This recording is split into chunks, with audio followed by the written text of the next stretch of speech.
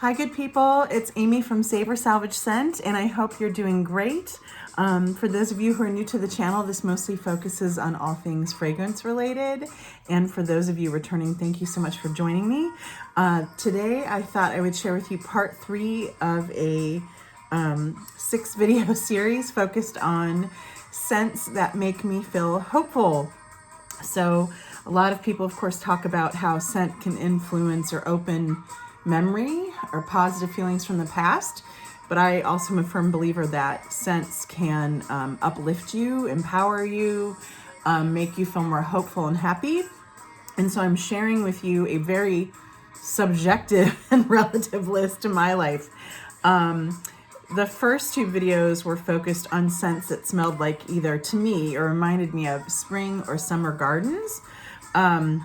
Today I'm going to talk to you about other scents that I think remind me of nature, maybe not gardens perhaps, but have crisp natural elements that I think are really uplifting. Before I dive in, I'll say, I know it might feel strange to some of you that I'm doing this in the dead of winter. That is very intentional. I feel like 2021 was an especially hard year because of COVID and some other challenges.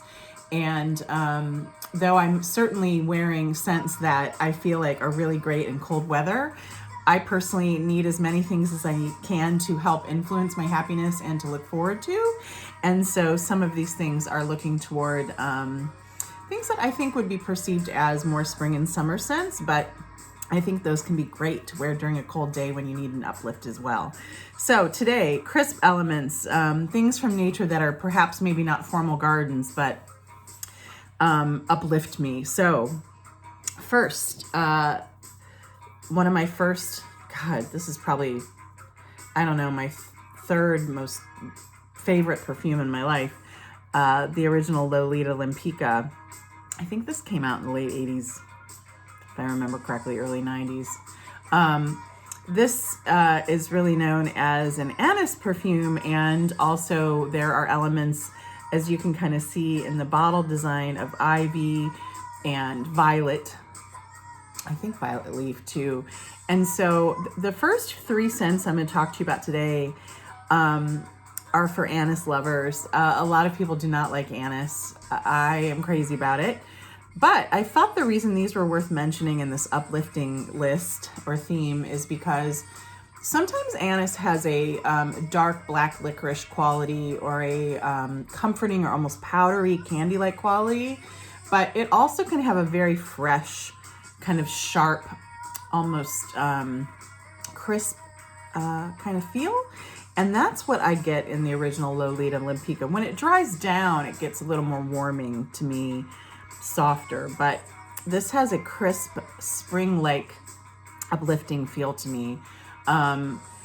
This has been reformulated a million times. It still is relatively good, honestly, in the newer formulations.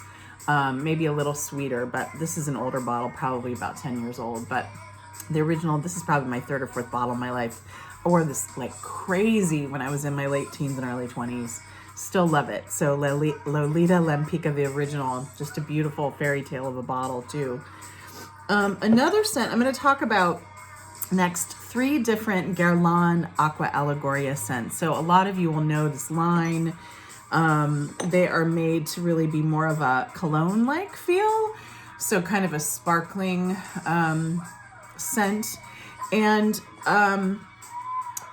these first 2 I'm going to talk about are discontinued, but you can still find them. The first is called, I don't know if you can see the label, Anisia Bella. This is so just original and interesting, and this is the reason I want to talk about these 2 that are out of commission, because you can still find them, but they're really, really good. So again, it's anise, but it's more to me of the crisp variety. Also in this concoction is basil, green tea, licorice, bergamot, violet, and then some other players. And so this just has a really crisp, almost slightly bitter quality that I just love. And it makes me just feel uplifted and wonderful and fresh and happy. So Aqua Allegoria Anisia Bella, I just looked it up and you can actually still find this for a pretty decent price. So this is a big bottle, I think 4.2. So Guerlain's Aqua, Allegoria, Anisia Bella. And next, in a smaller bottle, I think this is, God, 2.5 or something like that. This is Angelique Lilas. So I purchased this because I'm a lilac lover. A lot of you who love lilac will agree that lilac often has a powdery or almost an old-fashioned feeling quality about it that I love. It can almost feel spicy at times. This is not that. This Angelique Lilas is the fresher kind of version of lilac, and the Angelica flower has kind of a bitter, almost dry quality, and so between those two, this feels really fresh. This is not for everybody. It's definitely for people who love lilac, though. I would suggest it. But it's not your traditional lilac either. It's got the Angelique. What else is in it? There's pink pepper in it, too. And so it does kind of have like a aromatic quality. And it's just so, so beautiful. And again, to me, this is a happy maker. So Guerlain's Aqua, Allegoria, and Angelique Lilas. The third and last Aqua Allegoria I want to talk about is, and this could be categorized in many categories because it's just wonderful. But this is Aqua Allegoria Nerolia Bianca. And the reason I'm talking about this, and perhaps not putting in just in a floral category, is because to me, what is so special about this is it's as much about neroli and petitgrain as it is about orange flower. So for those, many of you will be familiar that the bitter orange plant that they extract this wonderful orange flower scent from, the way it is, what should I say? The way the scent is kind of taken from the plant, when it's taken from, in a certain way, it's orange flower, in another way, it's neroli, but when you're dealing with the plant itself and the leaves and the stems, that is petitgrain. And petitgrain has like a more bitter, sharp quality, and it's often used in male-leaning or male-marketed fragrances. So this, to me, I find perfectly unisex. I find it to be bright. Definitely has that floral element, but it's as much or more about the stems and the leaves. And so it just has this fresh, kind of like awakening quality that is just so beautiful. This you can easily find now, is still on the market. Nerolia Bianca by Guerlain. So next I want to talk about, I could have chosen a lot of perfumes for this, but I wanted to talk about a scent that has a really grassy quality. There's something about like the memories of grass, of rolling around in the grass, of playing in the grass, that makes me really happy. And I recently purchased this Kate Spade Truly Gracious this year. I think this was exclusively sold on the Home Shopping Network, but recently has been in discount stores. And I picked this up, and I thought the bottle was really beautiful, by the way. I think I paid only like $20 for this at TJ Maxx. But you can find it online now for about $23-25, I want to say. And when you look at the notes in Fragrantica, I think it just shows like bamboo and green notes. What I absolutely get from this is straight up like the most fresh, beautiful interpretation of grass. Definitely with a tiny bit of like what we perceive as a bamboo smell. And then I get, although it's not a note listed, I get like a fresh herbal kind of aromatic that almost reminds me of like fresh clove or fresh carnation.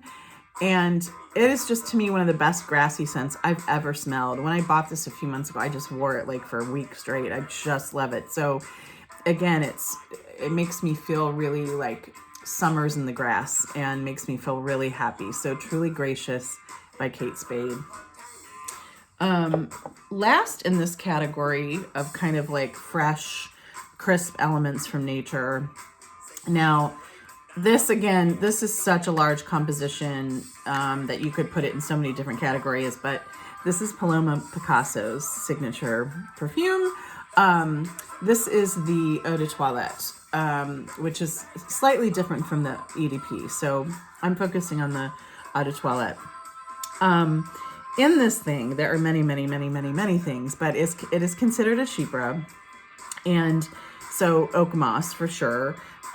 Definitely has citrus and some other things that make it a sheep, but it also has, it's aldehydic, and it has neroli, and it has coriander.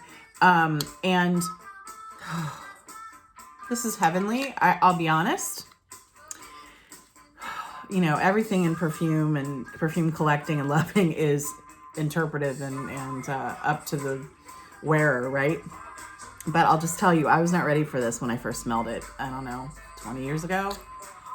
Now, especially after it dries down for a minute or two, it's addictive. It is like it's one of those scents that I would follow somebody around wearing it. But the reason it's in this list is it makes me really happy. It uplifts me. It's definitely got a lot of things from nature, but it's got this crispness to it. And so crisp, where a cucumber is crisp, but it's watery. This is crisp and almost dry, like crisp to the point that it makes you pucker or it feels tannic almost. So it is just so beautiful. Again, I think this is perfectly unisex. I mean, my feeling is you should wear perfume, whoever it's marketed to, if you love it, doesn't matter. But this I find to be so unisex and it's such an interesting take on the outdoors, and it just makes me feel happy. It never gets quite warming to me or powdery or anything like that. It stays really crisp and dry. And for that reason, I don't know, it just affects my mood in a really positive, uplifting way.